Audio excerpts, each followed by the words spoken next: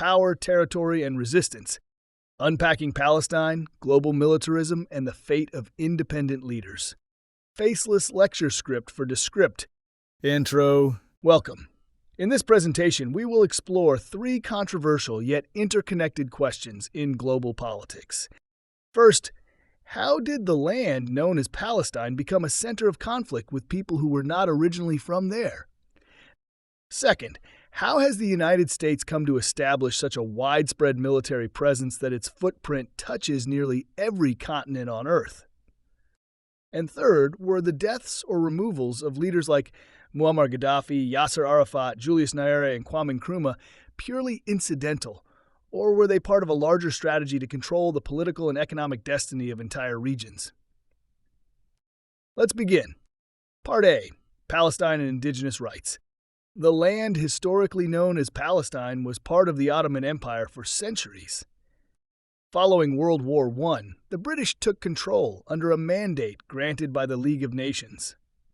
In 1917, Britain issued the Balfour Declaration, supporting the establishment of a national home for the Jewish people in Palestine. At the time, over 90% of the population in Palestine was Arab, mostly Muslim and Christian. The declaration did not consult them. Before Palestine was formally selected by Zionist leadership, other locations were considered for the establishment of a Jewish homeland. Among the most notable were Uganda and parts of southern Africa. In 1903, the British government proposed a portion of British East Africa, modern-day Uganda, as a potential territory for Jewish settlement. This became known as the Uganda Proposal and was debated during the Sixth Zionist Congress. While it sparked serious consideration, many Zionists rejected it, believing only Palestine could fulfill the spiritual and historical aspirations of Jewish nationalism.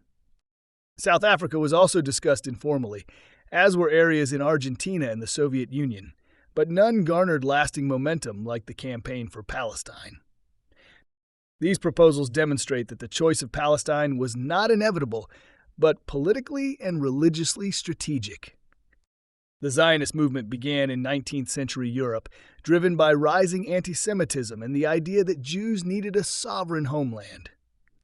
For many Jews, particularly in Eastern Europe, Palestine offered a spiritual and historical connection. In 1947, the United Nations voted to partition Palestine into separate Jewish and Arab states. Zionist leaders accepted the plan, Arab leaders rejected it. When Israel declared independence in 1948, violence erupted. Over 700,000 Palestinians were expelled or fled from their homes, a tragedy known as the Nakba, or catastrophe. Supporters of Israel argue that it was a necessary refuge after the Holocaust. Critics point out that this refuge came at the cost of an indigenous population's displacement. Who has the right to land?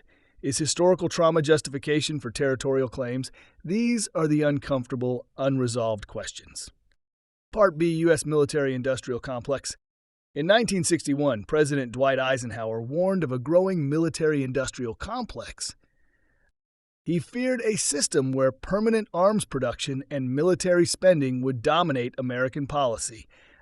Today, the United States has over 750 military bases in more than 80 countries.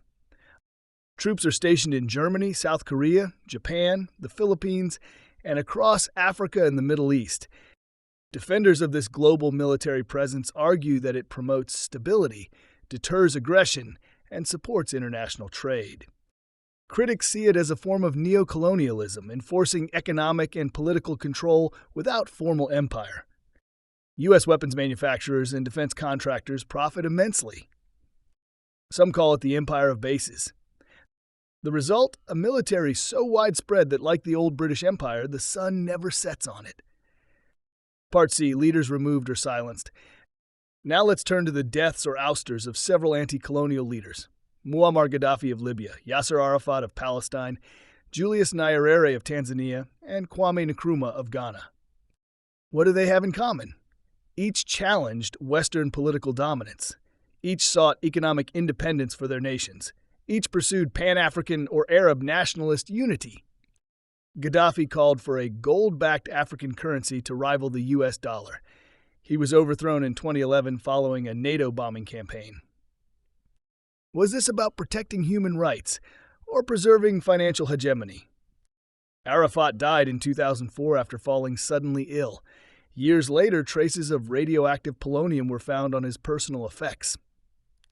Poisoning remains a plausible theory, though officially unproven.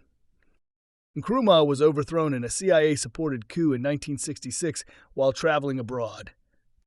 Nyerere, though not assassinated, died after a long illness, but some speculate whether subtle sabotage of his policies contributed to his weakening political position.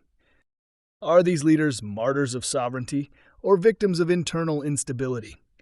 It's difficult to prove direct cause, but the pattern raises troubling questions. Conclusion: as we reflect on all three parts of this lecture, we see a recurring struggle: the struggle over land, over sovereignty, and over control of narratives. Who defines justice when history is still unfolding? Can indigenous, post-colonial, or anti-imperial voices truly rise in a world shaped by corporate power and foreign intervention?